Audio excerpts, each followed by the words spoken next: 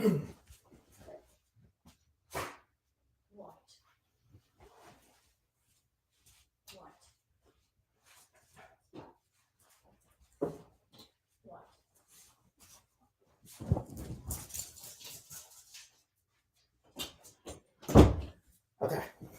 let's get it going. All right, let's get it going. So we have Tom here as well. We have a couple more joining in the next few minutes, but we will get it started here. So obviously this was a highly requested one, especially after our hymn space. So kind of want to dive into this one. We're going to be going over Rivian. We're going to be going overview. We're going to be going back and forth with each other, kind of going over, what we think about the company, catalyst coming up, and so on and so forth. So, we'll just dive through the whole entire bits and pieces of the company, and our opinions on it. But other than that, if you guys want to introduce yourself, please go ahead. That'd be perfect. Yeah, sure. Well, I'm Rivian Updates. You can call me Jose. This is, I run a Rivian news, informative website covering Rivian EVs, charging, all that good stuff. I don't typically cover stock stuff unless it's, impacting, like the business in general. What I mean by that is, quarterly earnings and stuff like that is what I'll cover. But day-to-day stuff I don't really typically cover, but happy to talk about it, all day long. Yeah, perfect. Tom, are you available? I am. How are you? Good. How are you? Yeah, if you just want to give us a little opener. If not, it's up to you. Oh yeah, no problem.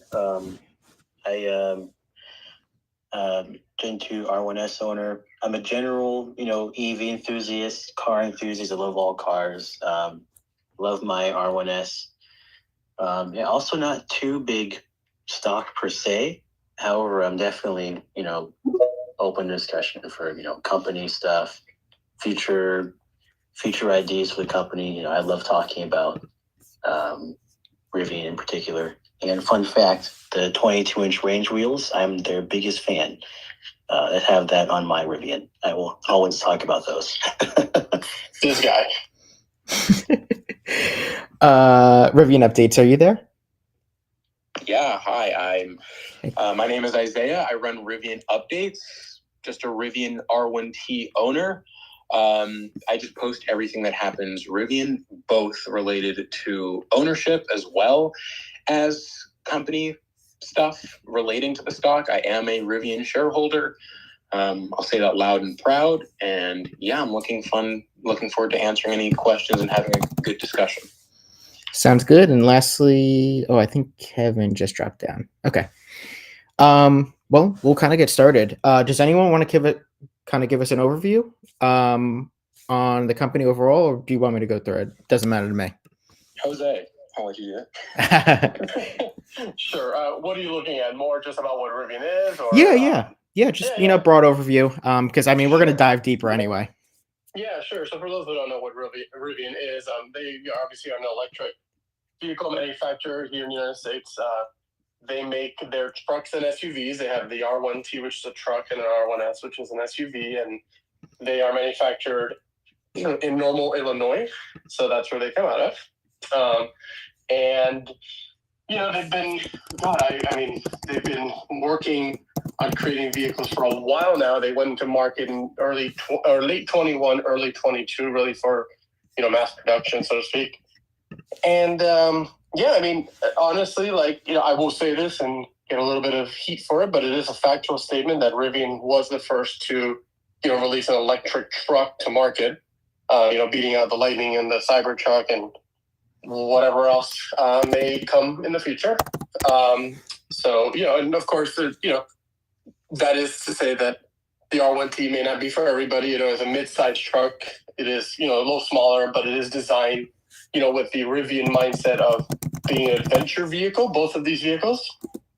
So, they're on top of that, Rivian is also, working on their Rivian Adventure Network, which is a, EV charging network to work alongside, others such as the Tesla Supercharging Network and, Electrify America and all the other ones that exist. And so they have been working on opening up those around the United States. And just as of recent, actually, a couple months ago, they started opening them up to other EV owners to be able to utilize.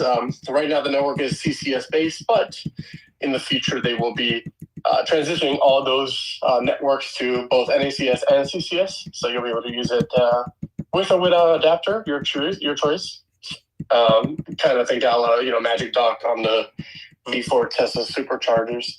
And and so really, I think the biggest thing people love to talk about Rivian is, hey, they're not profitable. They haven't really made a profit, and but something to think about is, they haven't made a profit, but Rivian is backed by Amazon, which throws money at them, whatever they needed, so to speak. And and I forgot about the whole electric delivery vehicle / Rivian commercial vehicle, which is a special partnership with Amazon, where Rivian developed these electric delivery vans for Amazon. They're pure electric, and as of just a couple of days ago, they are now selling to fleets in the United States. So if you are a fleet owner or business and you want to buy some, you can go ahead and sign up and get delivery beginning in April of these Rivian commercial vans, which are really cool. And maybe I think we'll see these products transition into the RV market space in the future, where companies will try to create RVs or van life, so to speak, and sell them. So that's kind of the broad overview of the company, in terms of products and all that. Yeah, that was good. And kind of something I want to dive into right there is, so actually I'm a Tesla owner. I'm not a Rivian owner yet. I do own a good bit of Rivian stock though. Nice. And with that said, I am kind of shocked, and I know a lot of other people are shocked, that they have not adopted the NACS charger yet. I think that's something that honestly should have been adopted already. And the capability to obviously just connect right then and there rather than having to use an adapter. So I think that's an interesting point. Something that I mean, there's so much I want to talk about, but that's one thing that just comes to my mind. And I do plan on possibly being a Rivian car or truck owner in the future, because I do like their vehicles. I've seen their vehicles, and I've only heard good things from people that I know that own Rivians, as well as people that I've actually just talked to that I've seen, when I'm at a store or something. I have never heard anything bad yet over 20 plus people. I know that's a very small, amount of people, but And I mean, to counter that, I would say, because I always try to be like, yes, I run a Rivian website and all that, and I love the brand and I own the vehicles, etc. But we do have to talk about the fact that there are some negatives, and I think there needs to be discussed, such as service, right? For example, right now, with the amount of ever increasing Rivian vehicles on the road, there is the fact that service centers are just having a hard time keeping with demand, right? And so demand is taking a while. And I mean, you think about it, I was an early Tesla owner as well, and I remember Tesla going through the struggles, right? People love to compare them and all that, but we're very quick to forget that they went through these woes and struggles as well. exactly. And I think that's where Rivian is happening right now. Now, on the flip side of that, with R2 launching next year, which will be their smaller mid-size SUV, they need to get their shit together and get more of these service centers opened up and rolling, because or even mobile service, whatever it may be, so that when the demand is there, because there will be demand, right? That will be their quote unquote Model 3 / Model Y moment. There needs to be the support, right, to be able to manage and help with all those vehicles. Yeah, and the biggest thing is coming into that mass production phase, which is going to be, or which is expected to happen, obviously going into next year. And like you said, getting that extra demand along with it. Overall, I mean, they truly are heading in the right direction, especially this year. From a financial standpoint, they're expecting to get their first gross profit this quarter, which reports actually next Thursday. Most of it is going to be held through the credits, the EV credits. But the biggest thing going forward for Rivian, and this could be one of those downside and or possible upside scenarios, is that without those credits, they still need to find ways to obviously navigate to gross profit and then obviously navigate into a net income, profitability. So still being able to work with suppliers, mass produce at lower costs, obviously getting demand on their lower vehicles and, capitalizing on that. And now obviously, the EDV scene, they were exclusive with Amazon for all those years, and now they're able to sell it. Obviously, like you spoke about in the overview, they just released this past week that they're going to be able to, well, that they are starting to sell the EDVs, the delivery vans, and they're going to start delivering them April of this year. So within 2 months. So, that's really good to hear and really good to see. And we need to see also the kind of guidance that RJ kind of gives going forward on the possibility of gross profit for the rest of the year, not just a one quarter wonder, as well as the more so guidance on how many EDVs they're going to be looking to sell, expectations on production and deliveries, which will obviously come, and just a bunch of other things. Does anyone have any points on basically the EDVs, the possibility of gross profitability, and anything on that end?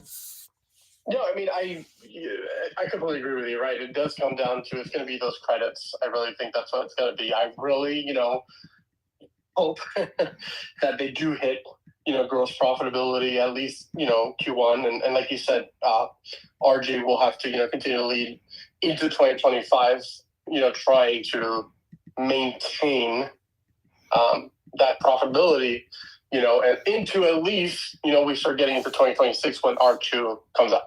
So, yeah. Hey, what's up, Kevin? Hey, how's it going? Good. How are you? Good, thank you. Happy to be here. Quick synopsis of me. I guess I've been in the EV game since 2012. Tesla shareholder since 2011. Worked for Tesla in 2013 for 4 years. It's been a big, part of my life, both financially, professionally, and just as a hobby. I like all sustainable tech. I've got 15 kilowatts of solar on my house, power walls, own over 10 Teslas. I have a Rivian now. I've had it for the last 18 months. It's kind of been a fun hobby to be involved. I've owned Tesla stock, like I said, for damn near 15 years now. I've sold some of it for sure, and I do own some Rivian stock. I think they're doing a lot of good stuff.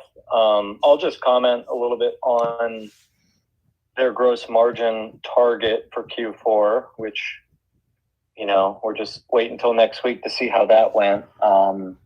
I think it's very significant that they do achieve it. I think it's significant because kind of everyone can just say that Tesla is the only one that's ever done it. And if a second can do it, that means a third can do it, and a fourth, and so on. I think it'll help Ford and GM and other companies, both new and old, kind of keep pushing towards this EV future that I think will happen. It's slowed down a lot in the past year, and I'm hopeful that Rivian can help push this along like Tesla has. I don't claim to be an expert in any way, but I have paid attention to what Rivian's management has said. They've laid out very clearly their path to profitability, both on the gross margin level and overall. And I trust them, and I understand how they're going to get there. And there's a lot of controversy on credits, but we would all accept $250 million if someone was going to give it to us. And it does count, financially as revenue. So they have to book it as such, and it's revenue that's 100% profit. So if that benefits them $20,000 per car in Q4, that's how they have to account for it. And then they do have cost saving, things in place. Like, we can get into that later, but they're I just find Rivian's management says things and then no one listens. Mhm. And then other management teams say things and everyone listens. So I don't know if Rivian's kind of earned that credit, so to speak, yet, but they have a pretty clear path. They seem to be on it. Their partnership with Volkswagen, they've talked about how that'll drive costs down next year. Somebody who's attending here that might speak to Rivian DD, he mentioned they need to cut costs like $2,800 per quarter throughout this year for them to maintain profitability. They get Volkswagen's buying power now because they're in that camp. So when they go to suppliers, it's just so much different now. When Volkswagen, that produces millions of cars, wants this switch or this wire or whatever it happens to be, they get Volkswagen's economies of scale. So I've actually been really happy to see this joint venture come out. They've laid people off. They have done, I think, a pretty good job ramping production up until last year. They didn't increase it at all, which I think was a disappointment. We'll wait to see what they do this year.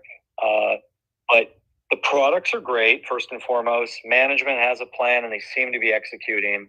Next week, if they've achieved this profitability, I think it's huge for the industry, huge for Rivian, and I think we can all move on towards just R2, and that's where the focus will shift. And yeah, I'm excited about it and just excited to talk about this stuff. So thanks. Yeah, I'm very excited too.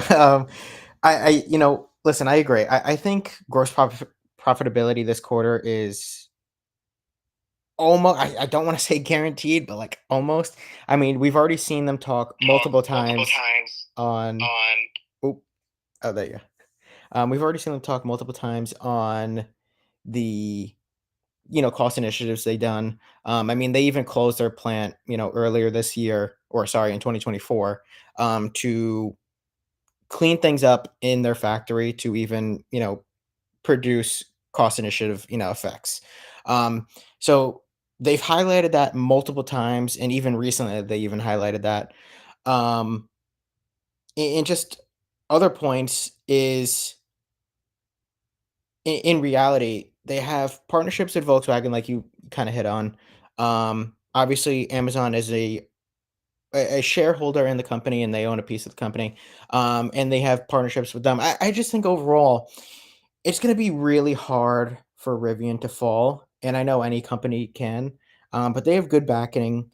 They are, like you said, they may not have that holding power yet, or people believing in what they're saying yet, until they truly prove themselves. And RJ has been adamant on saying Q4 they're going to be gross profitable for the whole entire year. And it really is leading up to that in so many different ways. And over the next 3 to 18 months, they're setting themselves up to totally turn this company around with everything they have going. The new plant, EDV, R2. I mean, I could go on and on. There are so many things that are looking to the upside for this company. I saw EV Guy and or Rivian DD had their mic unmuted for a moment. Yeah, I think I was just going to comment a little bit on gross profit. Yeah, this is Rivian DD, and agree pretty much with everything that's been said. I think the controversy about credits is not that they're recognizing the revenue. I think it's that they're recognizing like 92% of the annual revenue in one quarter. So I think their structural kind of gross margin right now is not profitable, which is why 2025 as a whole year is still up in the air. And there is a lot of kind of improvement that they need to continue to do to get there. But they have said that the 20% reduction that they've guided to in the BOM from Q1 to Q4, all of those kind of tailwinds are going to continue through 2025. I think it's just a question of how much. And I know you've posted a couple of things regarding, gross profit per vehicle and the cost per vehicle. If you have any insight, how do you think they're going to continue to be, gross profitable throughout 2025? Well, I think their current plan is to, kind of have the lumpiness in credits and hit kind of 2 quarters at least of gross profit and have maybe 2 quarters of negative gross profit. And the VW kind of milestones are structured in that way too. So they won't recognize it kind of equally throughout the year. But how do they get there? It's pretty much the same 3 drivers that they've been talking about. The first on revenue.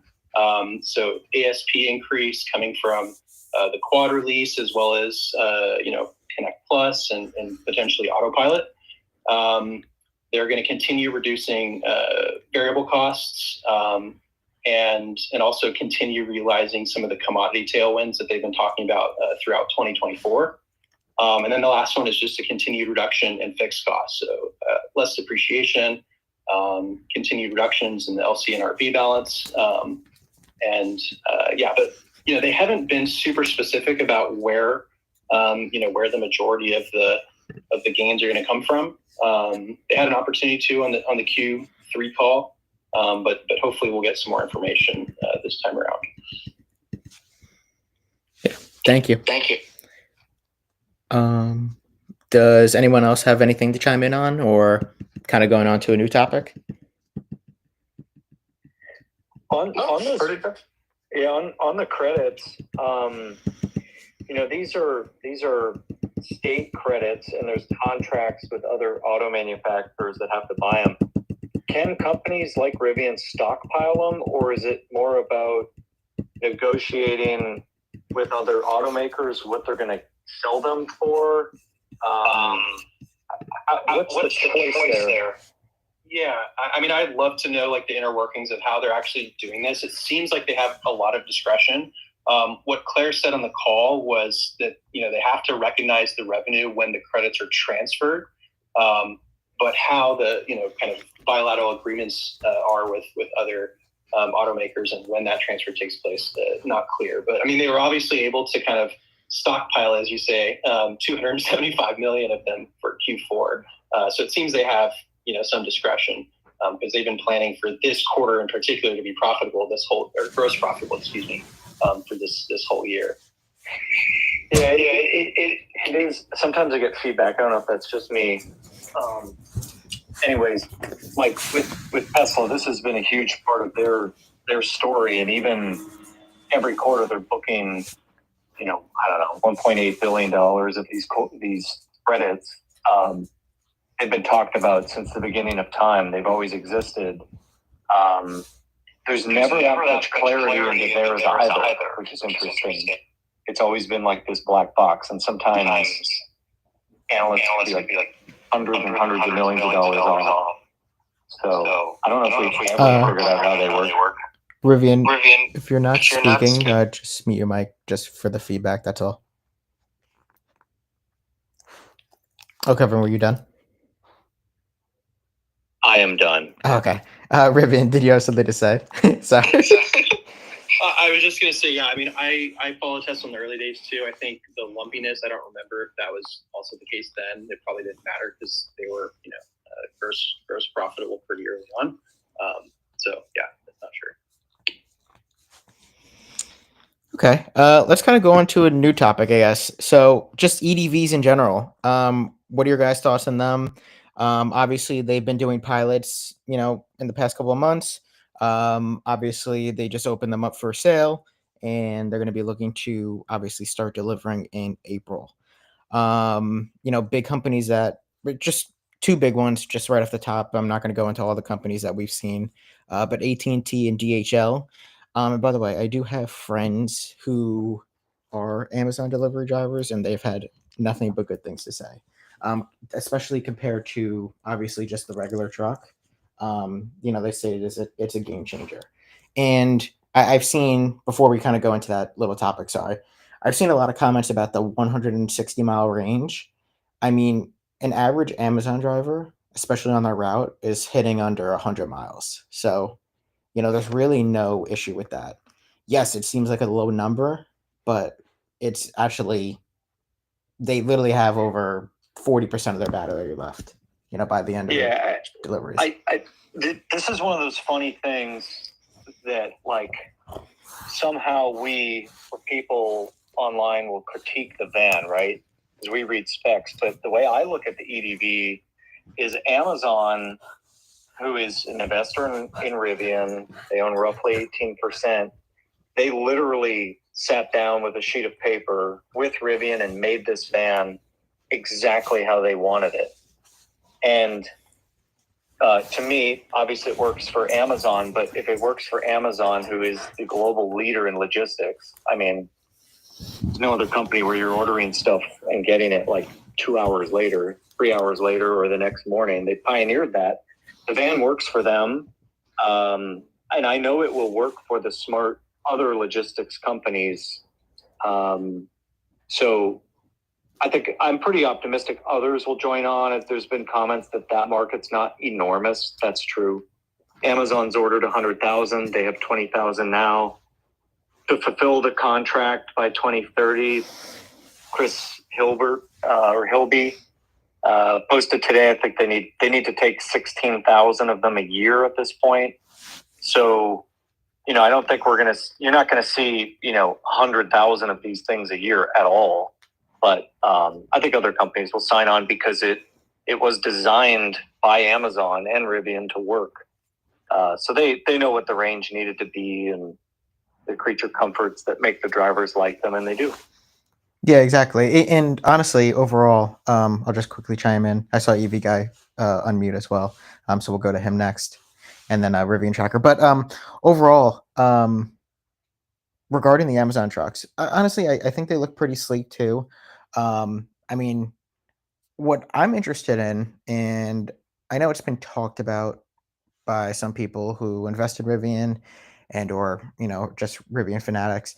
I would love to see like a government contract. I mean, we've seen the Canoe contract with USPS kind of fail.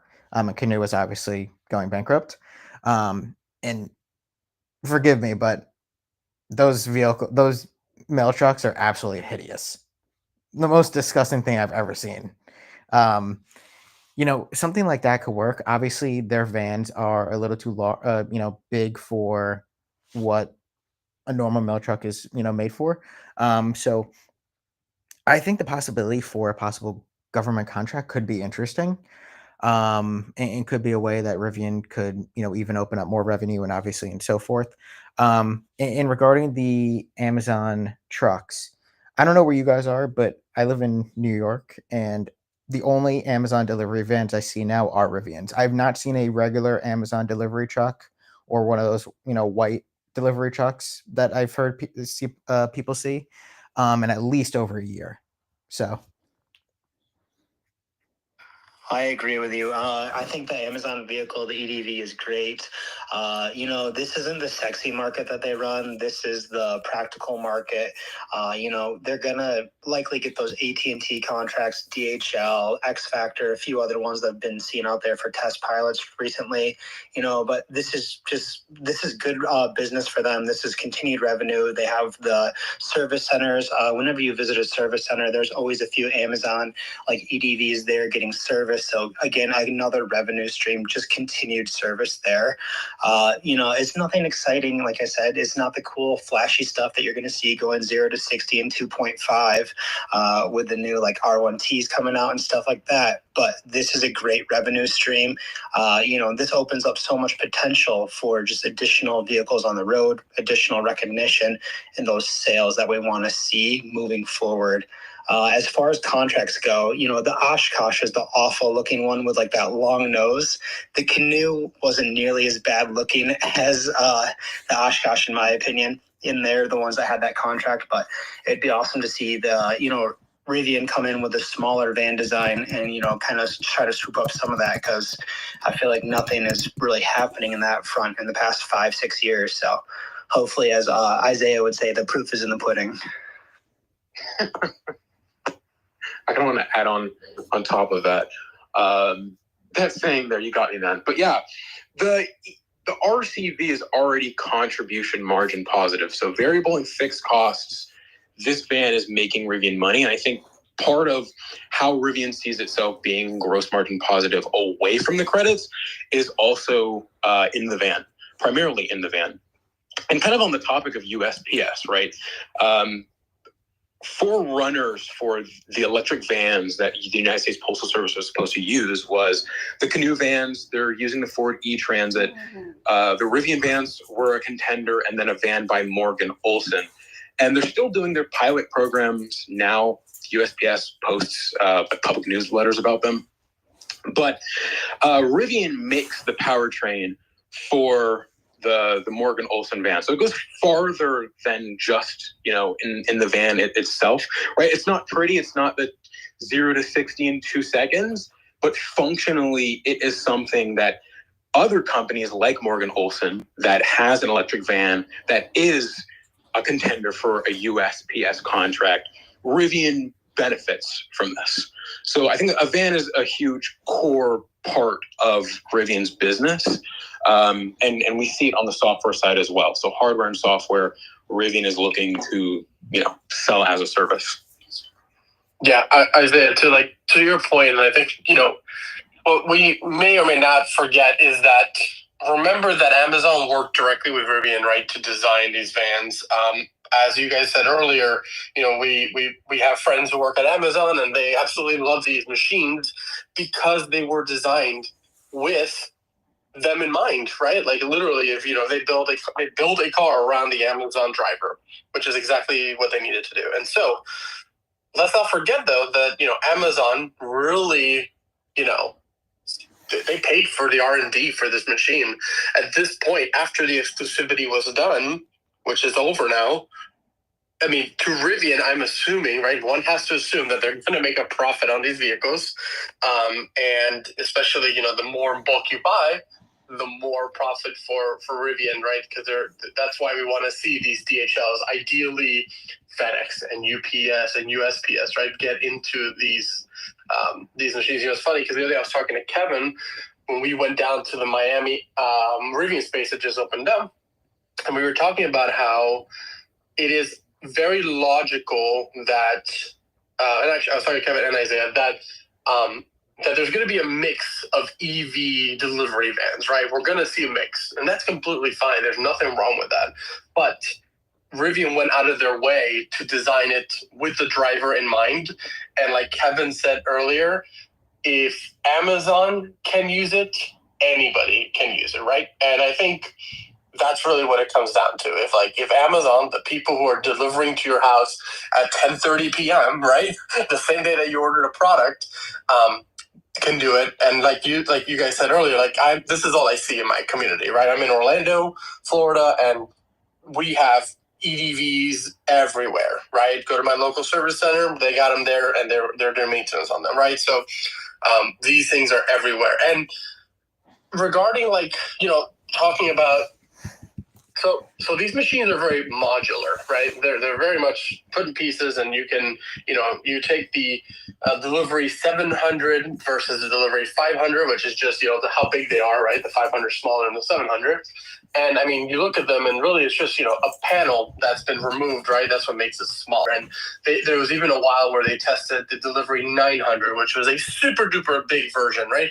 I could see those coming back or being built, and a company like FedEx or UPS using them for long distance, right? Big, you see those big ass FedEx trucks going around that are ginormous. I could see that. But on the flip side, we could potentially see maybe an EDV 300, right? Where you could see a smaller variant that can be utilized by the postal office, like by post office or whatever it may be, where they can replace those ugly things that got canceled, or the canoes, or whatever it may be. So that's really what we need to think about, is the fact that these are very modular. They're going to be modular. And Rivian, I bet you, if a big company goes to Rivian and says, we want to buy 100,000 of these vans, but we want to, we need them to be just a little bit shorter. You can bet Rivian is going to comply, because they're not going to sit back and not accept money from a big company. So we've already seen Factor, which owns HelloFresh. We've seen some of those vans around. We've seen the DHL for sure. They were piloting last year. This is the year of EDV/RCV, right? Rivian commercial van / electric van. This is the year for that. We're going to start seeing these things everywhere with branding on them, and it's going to be super cool to see. And I don't know, we mentioned, but AT&T, right? AT&T also, and all of these different things. So this is the year, kind of how 2026 is going to be the year of R2. 2025 is the year of the delivery van, I think, for Rivian. If I had to take a guess. Yeah, I think that's great. If you guys are kind of done with that topic, I think we should go into the juicy part of Rivian now. We went over the cars, we went over the trucks. Let's kind of go into why I believe Rivian is not just a car company. Just like Tesla is not just a car company. Because that's what they're categorized as. And yes, obviously that's their biggest focal point, but they are not just that. 100%. Because I got a lot of thoughts on that. No, me too. I'll kind of get the conversation started, and then we'll just spitball up from there. But I mean, overall, Rivian one.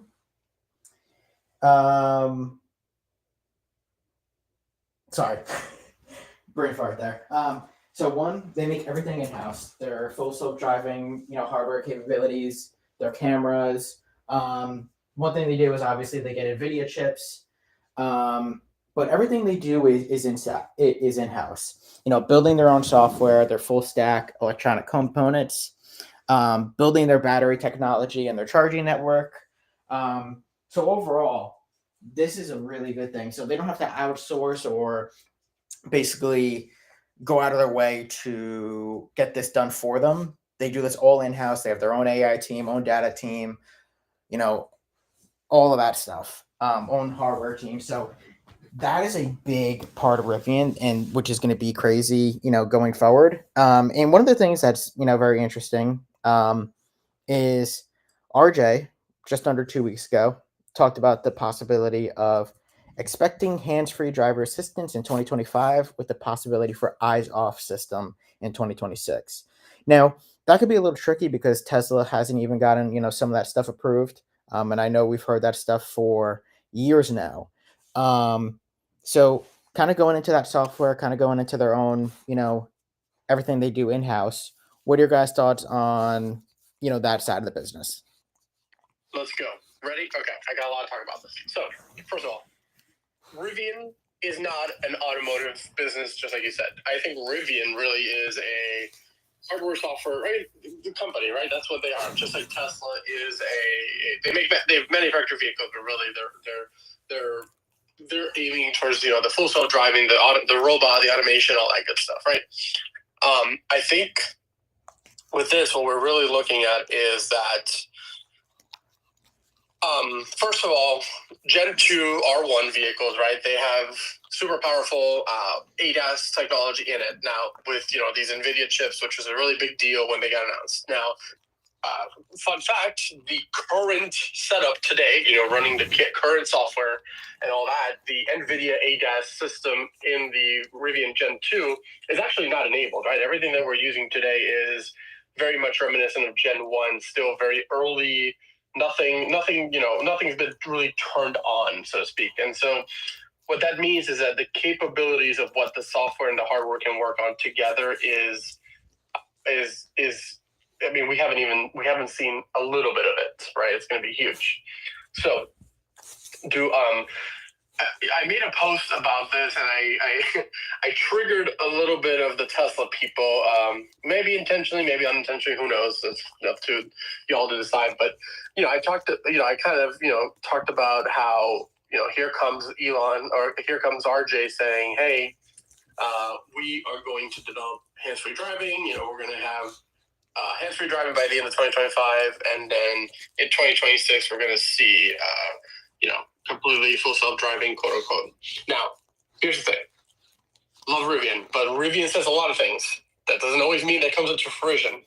And so we need to be cautious about that. I'm going to take it with a very big grain of salt because I know the reality, and that is they overpromise a lot of things and don't always deliver. And that's just the reality of how Rivian is now. Does that sound familiar? It sounds familiar. Tesla does the same thing, unfortunately. And so this is kind of just the beast, the nature of the beast, which is, hey, we're going to do all these things, but the reality is we don't really know if it's going to happen. So I would take that with a grain of salt, in the same way that, we all thought Tesla was going to have full self-driving in 2012, or whatever year. Insert year here, right? Doesn't matter. So that being said, I am optimistic about it. I think we're going to see some really cool stuff. I know that the ADAS hardware that's in Gen 2 R1 vehicles is going to be what makes it over to R2, because it is advanced. There's a video, if y'all are interested in watching, that Monroe did over there. Usually he did a tour of the Palo Alto Rivian, pretty much where their hardware and software teams work out of, and they were shown, the big NVIDIA motherboards and everything that just so much power in them, and that's where we're not even touching a microscopic bit of that yet, and so that's crazy to me to think about. What's there now is okay. It's not great. Some say it sucks. That's fine. But what's going to come is going to be pretty epic, in my opinion. Yeah, I 100% agree. And if I don't know if you guys know, I'll post it up above, and I'll kind of tag everyone after. I don't know if you guys follow Hamid.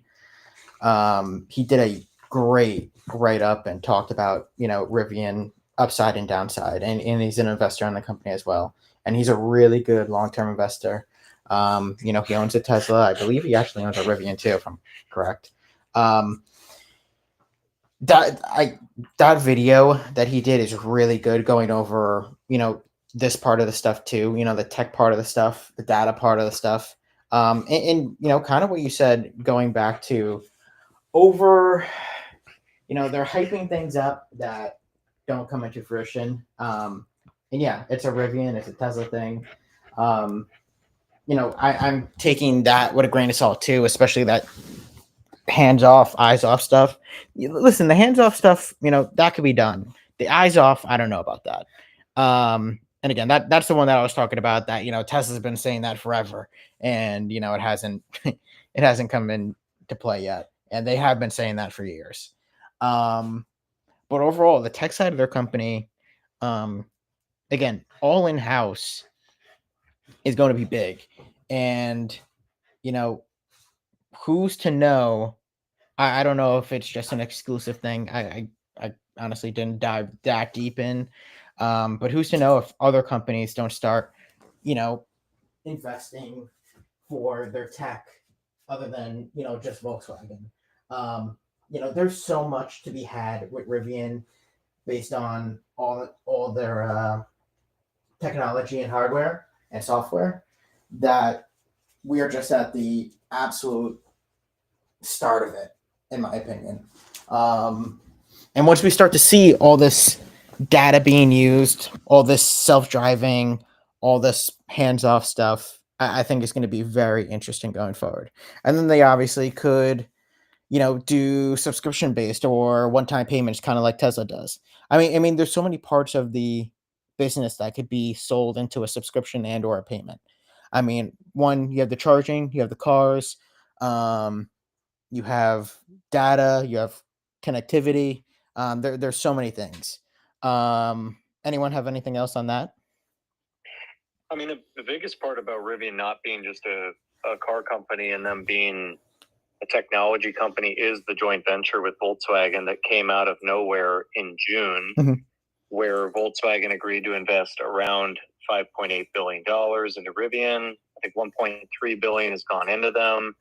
There's some cost savings that go on, but basically Rivian will provide some computer architecture and software, and basically as Rivian and Volkswagen Group, all of the Volkswagen Group, which includes Porsche and Lamborghini, Bentley, Volkswagen, Audi. I mean, this is a huge company. From what I've heard, every one of their future, for sure, EVs will run all Rivian stuff through this joint venture. And whether or not that could apply to the gas cars for now, I don't know. But Volkswagen's all in on EVs, and Rivian's going to be in every single one of them through the joint venture. Rivian's it basically hinted at the fact that this year we might hear of other companies that they're going to expand this joint venture to. But the thing that Rivian can do is they can take, all these dozens and dozens, or in some cases over 100 little computers all over the vehicle, and they can consolidate them. So like the Amazon van works for any logistics company, what Rivian's doing with Volkswagen helps Volkswagen have better cars that have better software that can get over-the-air updates and all this great stuff that we as consumers have come to love. But it's just going to save them money and complexity, and they'll be able to build cars faster. So because it works for Rivian and it works for Volkswagen, it will work for others.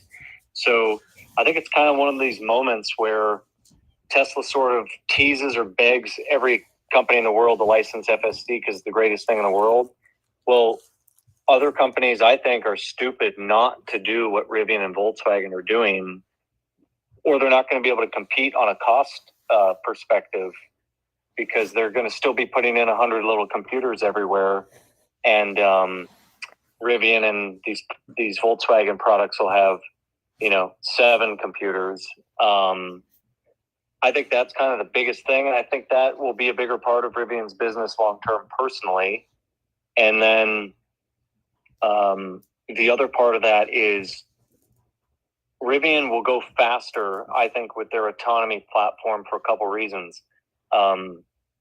My mom first paid for, because I told her to, buy FSD in her 2016 Model S. She paid full price for it.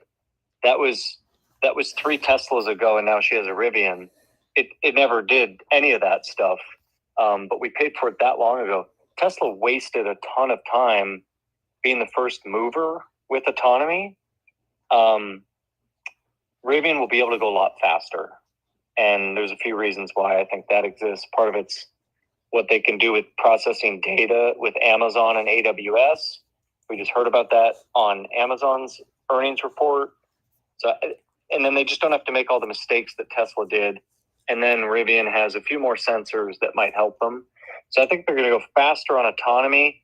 I don't think autonomy is actually, I think autonomy is great for consumers, but financially, I don't think will be great for companies. But still, they're going to have that competitive technology. Where that could get interesting is they might actually be able to license their autonomy platform to all of Volkswagen Group's products. And I think that's where you could get into, stupid numbers. Like if 3 million Volkswagen products are paying Rivian $2,000 a year to license their FSD equivalent, it could be $6 billion of net income just on that. And long term, I think Rivian can make 1 million cars a year, 50K a piece. They're doing 50, 60 billion on their automotive side. Like, they have clear paths to grow a lot. And people now say that Tesla's not a car company because of all these things. Well, 10 years ago, 15 years ago, Tesla was saying that, no one was listening. But now a lot of the stuff has transpired. So there's a bigger group that can say that. Rivian's still in this tiny period where they're not saying a whole lot, but there's a few clues: joint venture, autonomy, Amazon EDV, Amazon relationships, where, to me, if I'm paying attention, I do see a lot of upside because of all these things they're doing. Meanwhile, most are kind of dogging them on not being gross margin profitable. They're doing a lot more if you're actually paying attention, in my opinion. Rivian. Yeah, there you go. Yeah, I was just going to I totally agree with everything Kevin said. It's important to, this is a huge opportunity with Volkswagen and with other OEMs as well. They started with the foundational stuff, the ECUs and the low voltage network and software, which is sort of a prerequisite for adding on, additional things like drive units and autonomy hardware and software. But think about how much Bosch was making from Rivian when it was, selling motors. I think the EDV cost went down 35% when Rivian started insourcing that, as well as switching over to LFP in the EDV. So yeah, this is, I think, a really big opportunity for Rivian, which is really the first. This could have been Tesla. Tesla could have decided to go this route in terms of supplying other OEMs who aren't going to go through the process of sort of vertically integrating the EV hardware and software. So yeah, I think it's a lot of potential here.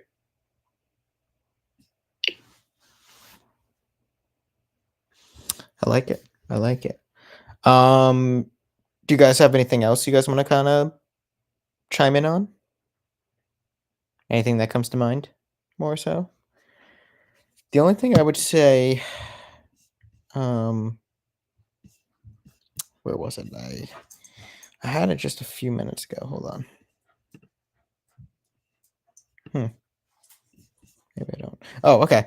Yeah. So obviously, Tesla's market cap is going into the stock world now. Tesla's market cap is 1.2 trillion, while Rivian market cap is just under 13 billion, with just under 5 billion sales. Obviously, income is going to be a big part of that, and going profitable is going to totally change the company in general. But the upside of Tesla, even if they get 10% of Tesla's market cap, would put it at $120 billion in market cap. That 10% is going to also reflect into a 10x on the share price. Now, again, this all is going to depend on their earnings. This all is going to depend on their mass production and their demand. And obviously, if they continue to, navigate partnerships and so on and so forth. I mean, there's so many things that Rivian can do to grow financially and grow as a company. It just needs to be executed. And the big test is obviously going to be this quarter release on February 20th, next Thursday after the close. Any kind of last thoughts on that? I definitely think, I mean, even though you're talking about, this quarter here, I definitely think that similar to the Model Y, the R2 should, hopefully be kind of that turning point. We see what happens this year, but, R2, I think, will be a huge benefit from an income standpoint.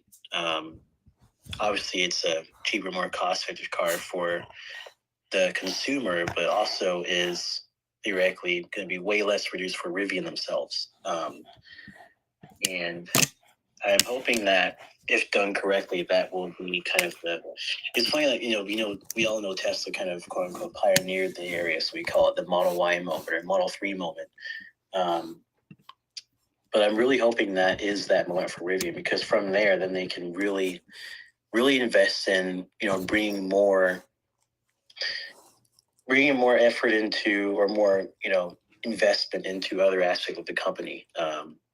EDV should be able to help them get through this year, along with, continuous Gen 2 R1 sales.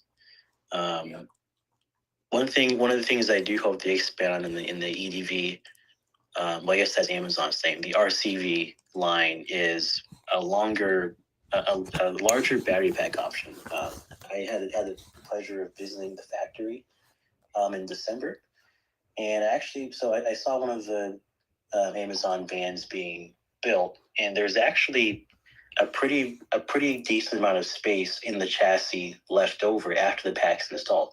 They could really put more range into those if they wanted to.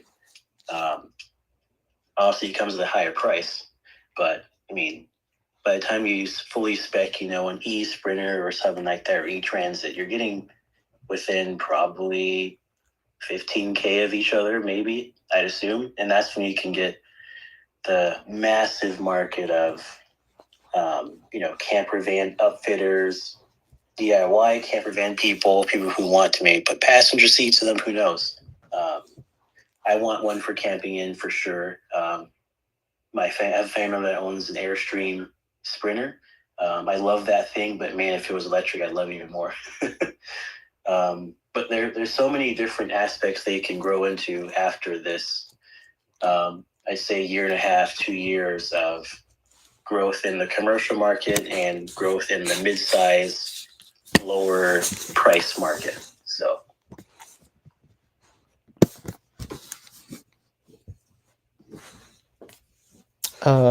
Kevin or Rivian updates? Or Tracker. Rivian Tracker here. I think to agree with what Tom said, Rivian is this adventure brand, so it only makes sense that eventually they will take the RCV and they'll give it another acronym, God knows what, and but they'll turn that into a proper vehicle that will sell and let people go out there and adventure without disturbing nature, except all the synergy talk, so quote unquote, that Rivian does to sell you on their products. But yeah, I mean, to what everybody said, to what Kevin said, and Isaiah and Tom, like, I think that the future is bright for Rivian. I think too quickly some people fall into this notion of, well, they're not profitable today, they're losing so much money per vehicle, they're going to go bankrupt. We see other companies like Fisker and Canoe go under, and so you're like, well, it's only a matter of time before Rivian goes under too, right? And I just think it's different. And I mean, I know I'm a fanboy, and I run the news outlet for Rivian and stuff like that, but at the end of the day, I do think that there's something different here. And I mean, also being backed by Amazon doesn't hurt. Amazon is not going to let Rivian go bankrupt. That is just not going to happen. So I think that's something we just something to take into consideration. But I see Rivian DD has his hand up, so I'll let him interject. Yeah, I was just going to add on to the kind of bankruptcy topic or cash burn topic, because if you look at the Q4 numbers, or what we think the Q4 numbers are going to be, and you take out the non-cash expenses like depreciation and other accounting adjustments, it looks like they're actually positive cash gross profit, which is huge because now the kind of overhead of the company, the selling of cars is now going towards that. We're also going to see a pretty meaningful reduction in that OPEX with the JV and some of the employees getting shifted over there. So I think the cash burn numbers are going to look a lot better, and it's a pretty big inflection point for the business. It's true. I feel like almost everyone I work with, on the software team that I know, is now part of the JV company. So I completely see that. Yeah, I mean, Isaiah, did you want to add anything? Yeah, no, I just wanted to add on Tom's point of, I guess it was the pricing. I mean, the e-Transit, when you compare pricing of size, the Ram ProMaster EV, the Mercedes e-Sprinter, as well as the Chevy BrightDrop van are all similar in price, just about $1,000 to $5,000 cheaper than the Rivian van, and Rivian is charging a premium. But I think the entire package of the van that makes it's so well primed for a lot of logistics and daily transportation routines. It just makes it much more appealing to consumers. And I mean, people want to buy electric vans. The local plumbing company in my area, they're changing out their entire fleet because when they did a trial, they were saving over $15,000 a year in fuel.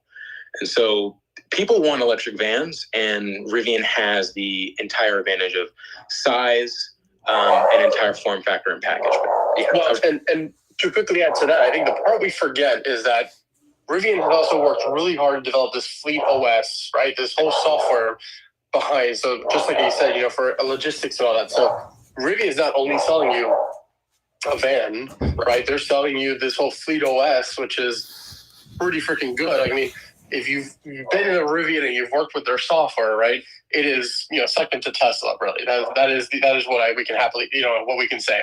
And I've played with the Fleet OS software behind the scenes, and it is legit. So it's really cool. So if Amazon can use it, anybody can use it. I think that's when you go buy a Ram or a e-Transit, you're not getting that level of detail, especially with like a Fleet OS. So Rivian is a software company at the end of the day as well, you know. So I'll comment on the stock a little bit, if that's cool.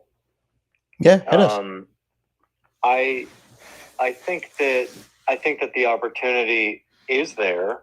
I think Rivian's valuation is I think nothing good is priced in.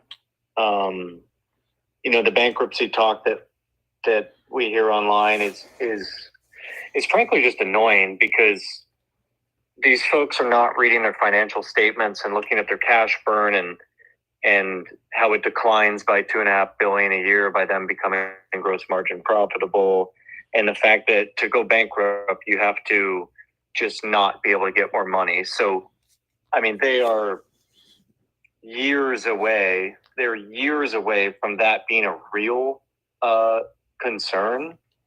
And at the same time, really, the people screaming at Rivian's bankruptcy, Tesla at one point with Model 3 was weeks from running out of money. Elon famously says weeks from bankruptcy, but what he meant was weeks from running out of money before they had to go find more, because good companies can attract capital and keep going. So that's just not even a discussion for years with Rivian. They have great investors that could jump in if needed. However, their valuation's super low. Their stock's been railed. They went public at a great time in 2021 when EVs were hot, SPACs were crazy. They got tons of money, and their valuation was stupid back then. I think a lot of people got burned buying Rivian at $100, $150 a share. They have almost $1 billion outstanding, so it's pretty easy. And I think they peaked at like $150, $60, or $170 a share, 150, 170 billion market cap. There's a big difference from buying Rivian at $170 billion market cap and an $8 billion market cap last year. And you could have entered the stock last year and be up over 50%. So what you pay is what matters. And Rivian's valuation is very low on quite a few metrics. They're not profitable. The P component, how much they're earning and price, that also doesn't matter, because the thing I've learned with the stock market is for many, many years, it can be fucking insane. And we see that with all sorts of companies, including Tesla, who, Tesla peaked at $400 a share in 2021. Elon dumped a bunch to buy this so we can have this space together, which is great. Trump gets elected, the stock doubles, goes to almost $500 a share. On very, very little anything, the stocks drop, 35%. Tesla's PE is in the several hundreds. Like, none of that makes sense, but people do believe that Tesla is more than a car company and they have this bright future, which is long-term what matters. Rivian is in this camp where nobody's paying attention to all the things that I think they're doing. And if more and more believe that and see it, and Rivian proves it, absolutely. I feel this is like me buying Tesla in 2011. I'm not saying that I think it will be $1 trillion market cap, but I think it will be a good investment for me because of the good things they're doing and how low the valuation is today. And I see their path to make billions of dollars here and there. And if they do it, it's going to go great. So, yeah, I think it could 10x. And I've made that educated bet, I'll say. So that's kind of my stance. Yeah, and that's kind of something that I was talking about too. You're looking at Tesla at a $1.2 trillion market cap. Listen, I know they're more advanced. I love Tesla. I was an investor. Definitely not. Wish I had a lot more. But going into that, with Rivian at a $10 billion market cap, they definitely do have 10 times upside. Even if they get 10% of Tesla's market cap.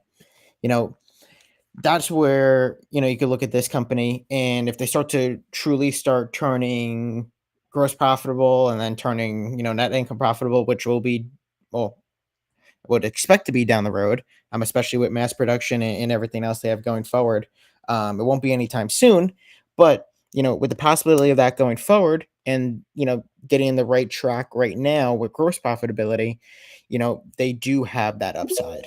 And with that said, it's really, I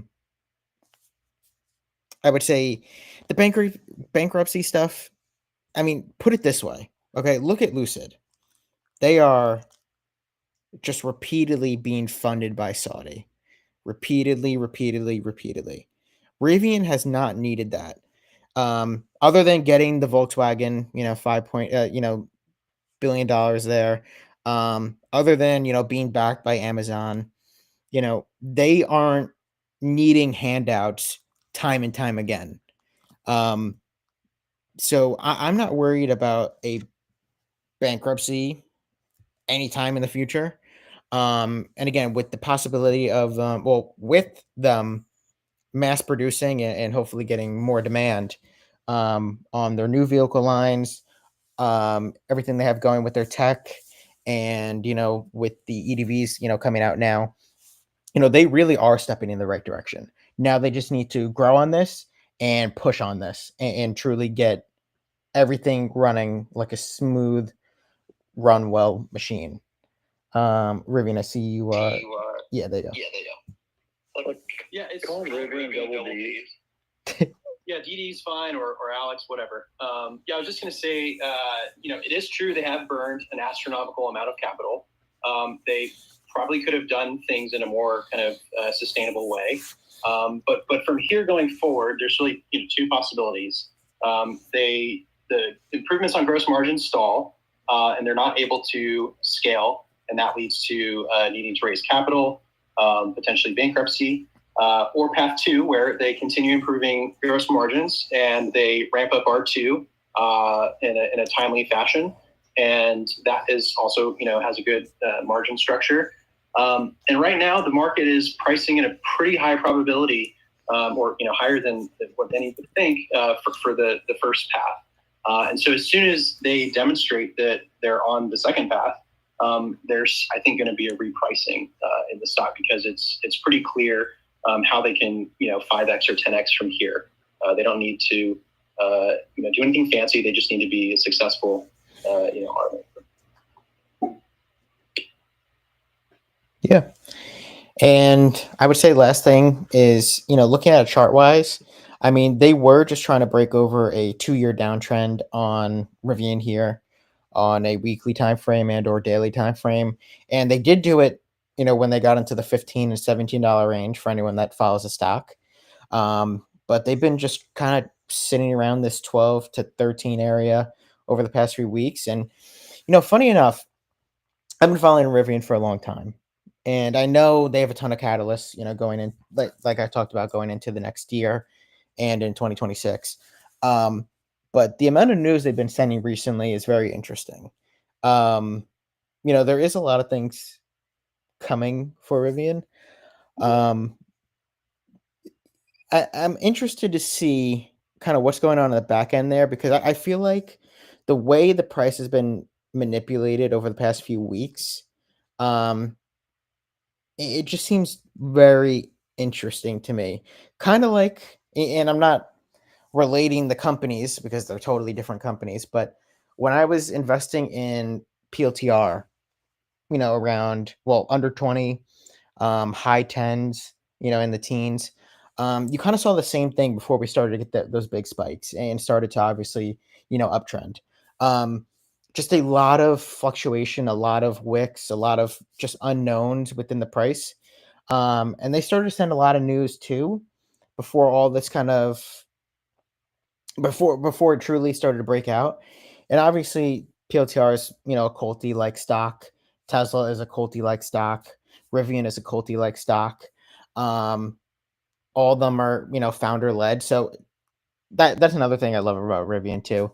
That's another thing I love about Tesla. But just in general, kind of something to be interested here. If I think this earnings is going to be, and I know I said this a couple times already, but going to be key into finally pushing the stock to making new supports at higher levels into those $15 to $17 ranges going forward, especially with good guidance going forward into 2025 and next quarter. It's going to be interesting. We have to see if RJ and the team truly produces what they've been stating for this whole entire year. But if anyone doesn't have anything else, if you guys have any last words, let me know. Yeah, I mean, thanks again for hosting this and chatting. Always love chatting Rivian and stuff like that, good and bad. But I appreciate you bringing together and talking about this. And yeah, I mean, I think we'll have to keep an eye on. I think it might be worth if you're interested in having us back on after Q4 announcement happens to talk about how that ends turns out. Right, hopefully all good positive news. But we have to be prepared for the fact that Rivian could potentially not be gross profit positive, and we'll never hear the end of it. But but yeah, no, I mean, thanks for having us, and I look forward to seeing what goes on happens from here. Yeah, and I definitely think we should kind of, if you guys were interested, definitely come back after earnings sometime, and kind of go over that, because that'll be, obviously it'll be less time than this. We went over an overview and throughout the whole entire company, but going over those earnings could be very interesting in looking at the path going forward for Rivian. Yeah, I enjoyed chatting with everybody. Always, it's a fun hobby, and I'll say that what I'm always amazed at is how last year in the U.S. over 15 million more gas cars were delivered than electric. So just last year alone, we have 15 million more gas-powered cars than we had EVs the year before. So 92% of the market, people are still buying gas-powered cars in America, and there is just so much that has to be done for us to even get to 50%, where we can start chipping away at the percentage of gas cars on the road and keep it from growing. So there needs to be more companies making more compelling EVs. We're seeing it grow, and that's good, but Rivian is one of many that will get us to sustainable transportation. They hopefully, through their JV, can make it easier for big companies to transition more easily and have cars that can do over-the-air updates and seamlessly charge and like all these things that consumers prefer. I hope Rivian can push that forward a little bit, and that's their mission. But my God, the market for EVs is fucking tiny still. It needs to grow more, and Rivian and others will do it. It's not going to be one company. It never was going to be one. So it's one big happy family. We can all be friends. Yeah, appreciate that, Kevin. If anyone doesn't have anything else, I appreciate everyone that kind of joined along. I appreciate all the speakers, and we will definitely set something up after earnings. Again, if you guys have any last words, let us know now. Otherwise, we're going to shut it down for the night. Well, definitely. Thanks for having us on. I talk more, but I've been in and out thanks to my internet. They're working on it outside. But really good discussion. I definitely would love to come back after earnings. Similar to what everybody else said, Rivian is one of many EV companies to be paying attention to. Like, going back to it sounds cliche now, but the mission, the electric vehicle mission, the mission of getting more sustainable vehicles on the road, is never all about one company. Never about a couple of them. It's the entire industry. I love to see what Ford does with their EVs. I'm a sucker for the Lightning. I love the Lightning. I'm I have another account called Tom Suburbs. I do general EV stuff. I love the fact that GM is bringing EV, so they're marked to the market too. You know, more big players coming either on their own or like I believe Kevin was saying, or you were saying, I remember, but with JVs, with Rivian or other companies, we could really be seeing a faster adjustment to the overall sales of new cars. But yeah, great discussion. Really great people you had on here. Appreciate the opportunity. Yeah, no, I appreciate it, guys. Thank everyone for joining. I will catch all of you tomorrow for live trading. And other than that, we will see you guys after the February 20th report on Rivian's earnings. Have a great night, everyone. Have a great week, and catch you all later.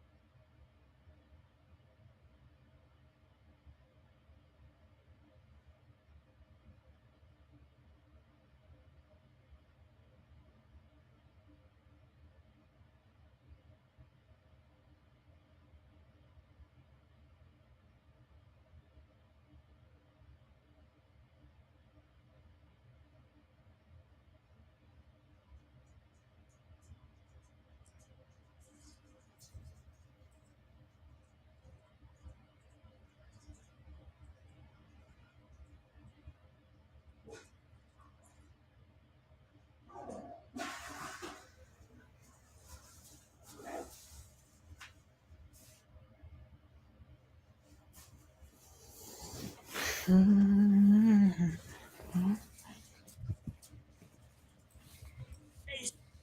one bottle of wine.